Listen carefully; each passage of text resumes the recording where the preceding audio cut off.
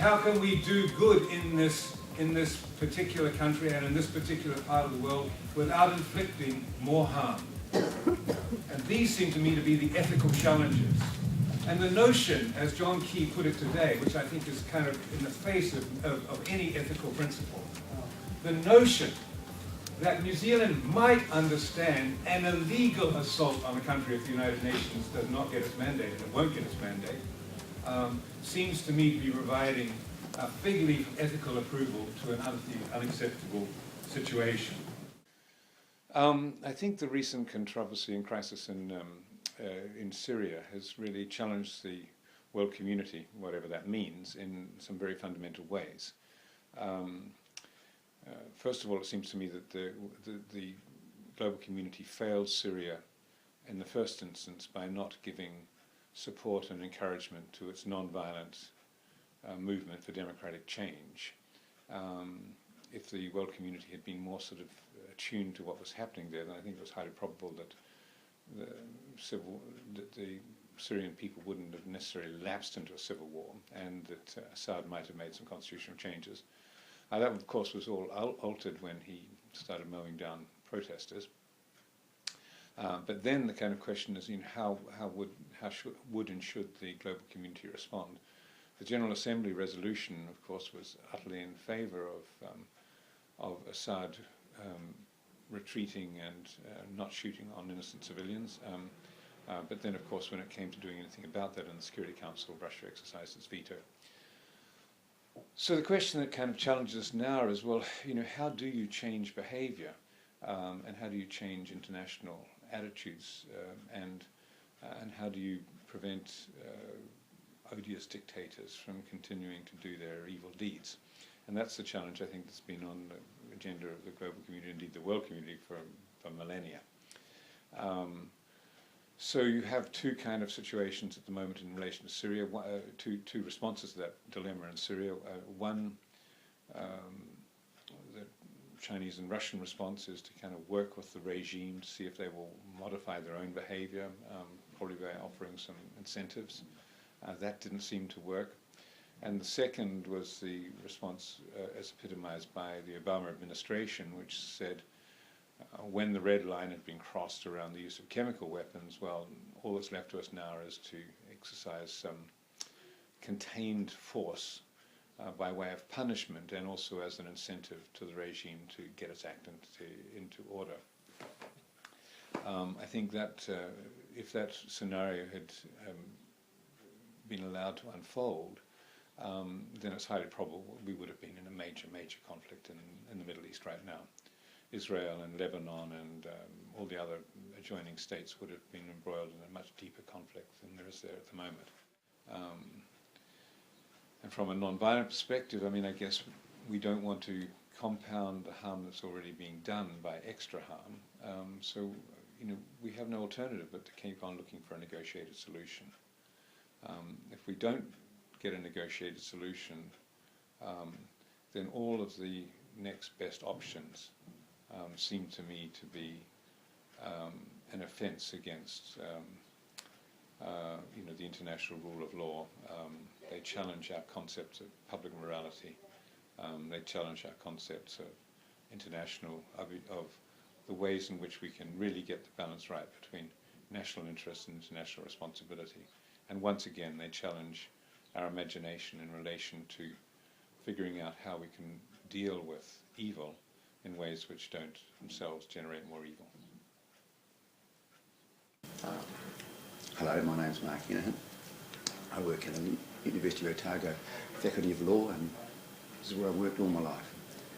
And I've been asked to make comments about what's happening in Syria with regard to the use of chemical warfare and the response by the American government.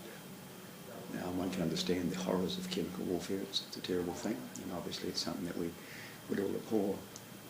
And that's one side of the issue, but it's also important to realise what the rest of the world should do.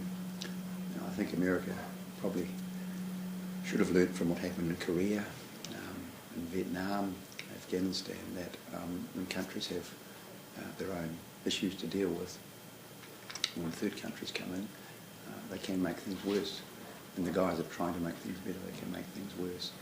Obviously they can express their abhorrence, but to actually intervene is a different ballgame. You're coming into someone's backyard and physically intervening in a situation which you're not sure why it's happened and all the background to it. And there are great risks in doing that, not only to the people who are there, but also to neighbouring countries, and also it can create such a conflict that things get far worse than they already are. And that's what happened in Vietnam, that's what happened in North Korea, and to some degree it's the same sort of problems happening in Afghanistan. So I think it would be wise for America to stop and think and listen to what's going on before just intervening on behalf of the rest of us. Because there's been a chemical attack, we have to do something, and that something has to be some kind of military punishment, and in particular some kind of limited military strike against Syria. And in my view, what we need to do is consider, first of all, a series of short-term considerations, and then a series of long-term considerations, and then look at the possibility of, are there other options? I'm Richard Jackson. I'm the Deputy Director at the National Centre for Peace and Conflict Studies here at the University of Otago. I oppose military intervention into Syria because I don't think it's going to work. I think if we look at the history of military intervention in the Middle East over the past few years in Afghanistan, in Iraq, in Libya, and elsewhere, the record of that is that it's never really worked to bring about peace and stability or to create the conditions for lasting peace. And it seems to me that the war in Syria cannot be resolved by a military intervention. It has to be political. So I would support greater efforts at diplomacy, a round table between all the regional actors, and much greater efforts to try and resolve the conflict. I'm Professor Andrew Geddes from the University of Otago Law Faculty. I'd just like to speak out and say that I think military action against Syria is a very bad idea. I can't see any good outcomes coming from it. And while what's happening in Syria is a terrible, terrible thing, more violence probably isn't the answer. John Key is thinking of giving moral support for this action. He doesn't speak in my name. I'm Roy Starrs, Associate Professor of Japanese at the University of Otago. Regarding the proposed bombing of Syria, I think in the long term this will have an adverse effect on Western interests, because I think it's in the West's interest to establish an international legal system, and this would obviously be illegal because it would be without the approval of the United Nations. So I think, although there may be arguably some short-term benefits, if you want to put it in those terms, in the long term, it would be have adverse effects on the international legal system, which I think is necessary for the 21st century because of the increasingly globalized world. We need to establish some sort of international law. So I think from that point of view, it would be a mistake for America to unilaterally decide to bomb Syria or any other country without approval of the United Nations. So I'm Nicola Ween, and I'm a lecturer in the law faculty here at the university. I teach public law, and I also teach international environmental law and environmental law. So I have been thinking about what I think about intervention in Syria, and this is what I think. I think that the use of chemical weapons is deplorable, and I don't think that we can stand around and condone that sort of behaviour, so I think that a response is needed. However, I am in principle against responding to any situation with violence, and I've related this to my feelings about death penalties. Okay, so while I think that killing an innocent person deserves a grave punishment of some kind, I can't condone a violent response to anything. So I don't agree with the death penalty for the same reason, which is that I see that as the state engaging in violent behaviour, and I don't think that any state should knowingly engage deliberately in that sort of conduct. I think that Syria should be punished somehow, but I don't think that that punishment should involve a military strike. I've thought about what sort of punishment I think might be more appropriate. I did think about economic sanctions. I understand, though, that the difficulty with economic sanctions is that they tend to penalise the poorest people in the country. So I'm not sure that that's the right way of doing it, and I think we really need to think of a cleverer way of punishing the Syrian government for what it's done through international relations or something like that. I understand the Russians have asked Syria to give up its chemical weapons, and I think that that is a intelligent first step. I don't think that you just go in and start dropping bombs on people as a first step, as a response to this sort of thing. No. So I think that the process should be gone through, that Syria should be asked to give up those weapons, and then that the international community should sit down and think of some other way that they can ostracise the Syrian government and punish it in some other way that doesn't involve the use of violence and the taking of more innocent lives. I'm Greg Dawes. I'm Associate Professor of Philosophy here at the University of Otago. I'm concerned about this possibility of an American attack on Syria for a couple of reasons.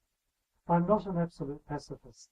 I think there might be occasions where you're justified in going to war. But I think that war must be a last resort for two reasons. One, it almost always entails a great deal of innocent suffering, not only on the part of troops who are conscripted to fight, who have no choice, but also, of course, much collateral damage, as it's called, innocent civilian suffering. And secondly, wars once started have unpredictable consequences. You never quite know where they're going to end up. And this attack in particular, if it occurs, is going to have highly unpredictable consequences. We don't know how Iran will respond. We don't know how Syria's other neighbours will respond. We don't know what opportunities the Israelis might see here. Now, if there were a chemical weapons attack, as it seems there may have been, firstly, we're not sure yet who was responsible for it. And secondly, the assumption being made by those in favour of an attack seems to be that we must do something, therefore we must attack the Syrian regime. But while I agree we should do something, it doesn't follow that we must attack the Syrian regime. There are surely other options here. In the long run, of course, the best option would be to prevent the spread of weapons of this kind. And of course, chemical weapons are not the only morally abhorrent weapons. Many of the weapons that were used by the United States, depleted uranium weapons or phosphorus weapons and so on in Iraq, are, it seems to me, equally or almost equally morally abhorrent, and yet we don't seem to see the same vigorous reaction against those. So I think also we need to be consistent in our position about abhorrent weapons.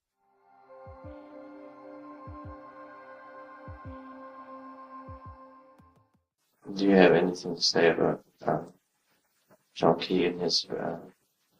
Well, I think the New Zealand government should make its own decisions. We tend to follow America too readily, and we have to think about our own position.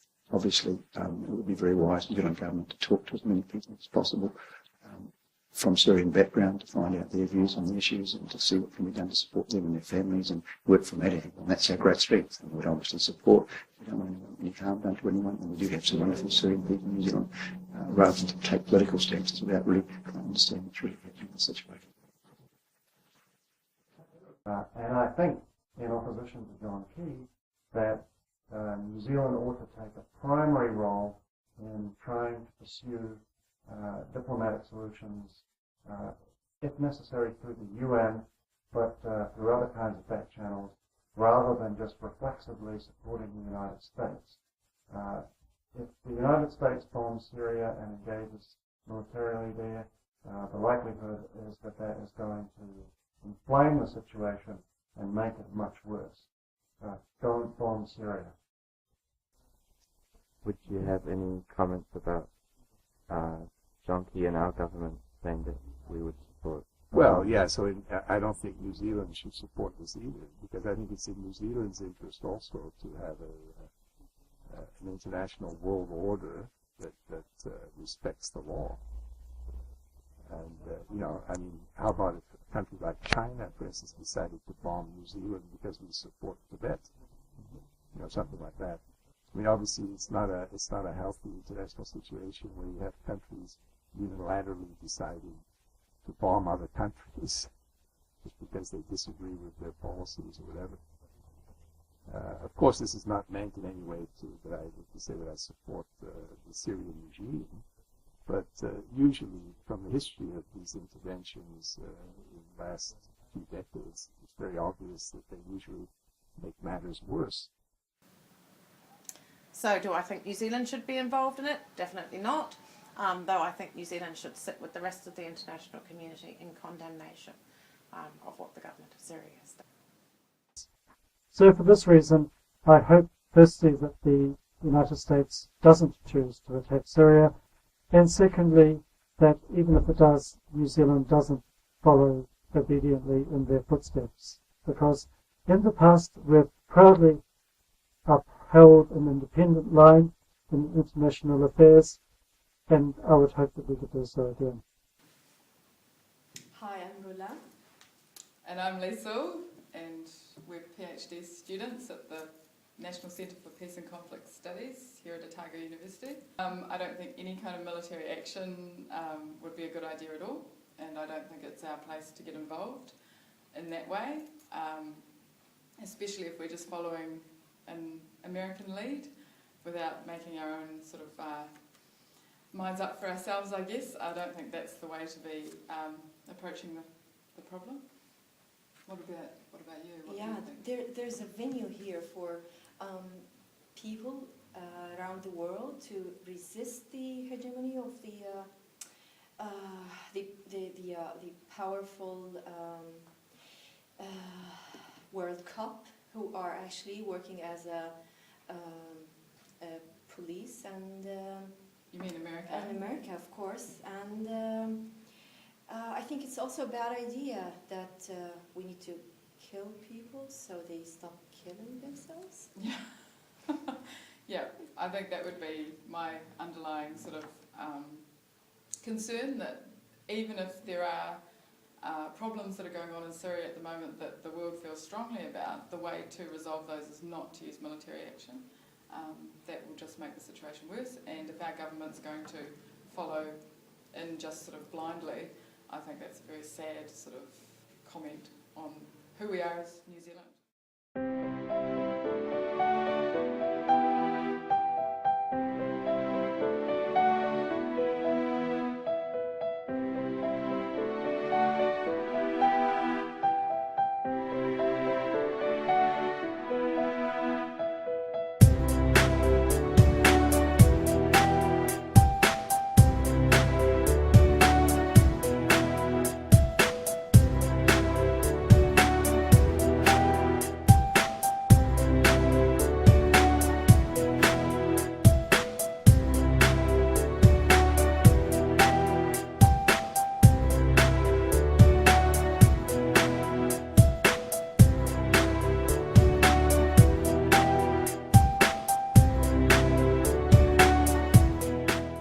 There's a few problems with this. First off, it's war. Second thing is, presidents aren't supposed to start war without permission from the people through a congressional declaration of war. And besides, it's not going to do us any good to expand in another war. And now we hear that amongst the rebels are the Al-Qaeda.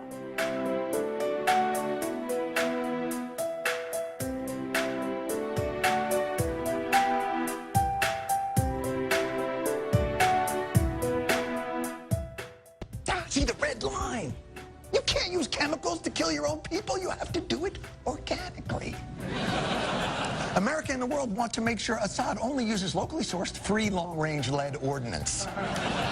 Now, back in the early 80s, we knew Iraq had used chemical weapons against Iran. We're likely to use them again, and not only did we not attack them, we supported Iraq in doing that. And of course, we still reserve the right to use bunker busters, cluster bombs, and the Mark 77, which is not filled with napalm, technically.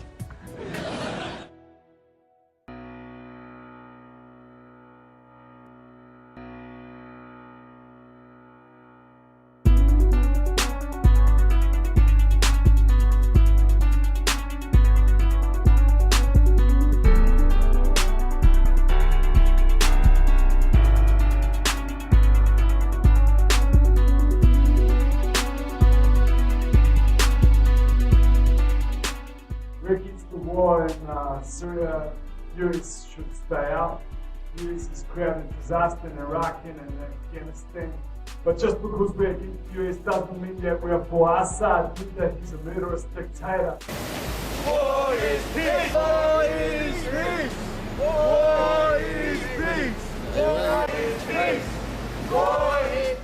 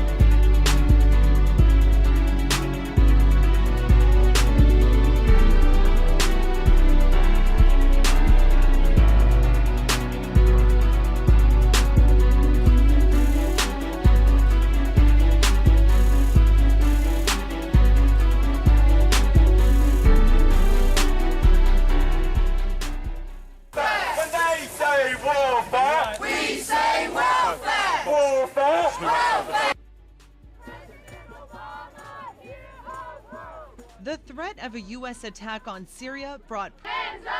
The protests we're so used to seeing across the world today took place right here in Cleveland as dozens gathered near public schools. Outside the White House today, protesters called possible military action in Syria illegal in the past, and it was again today. We don't want your stupid war!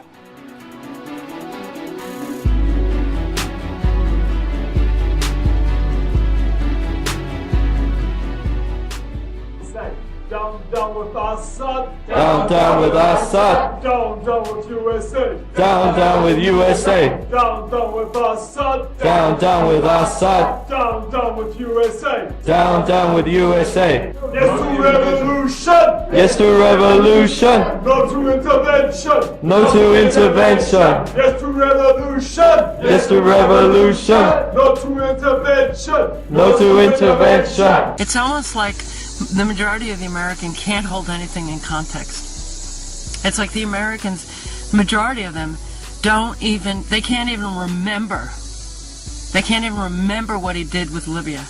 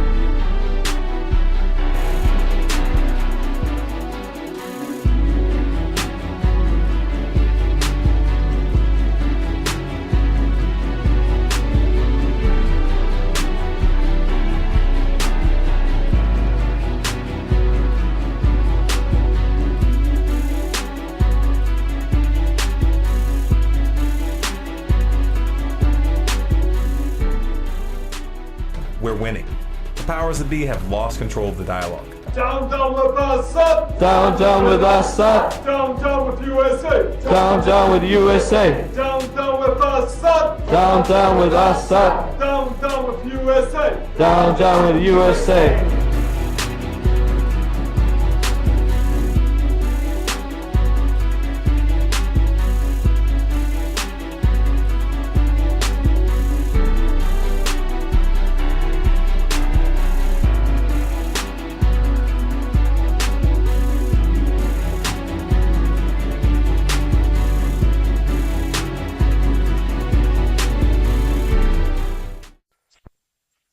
And in terms of providing moral support, there's absolutely no morality whatsoever in the moral support of an immoral action. Non-violence. Non-violence, that's right. Get that? That's non-violence. Non-violence. That's what we're all about. Yeah. Anyway, thank you.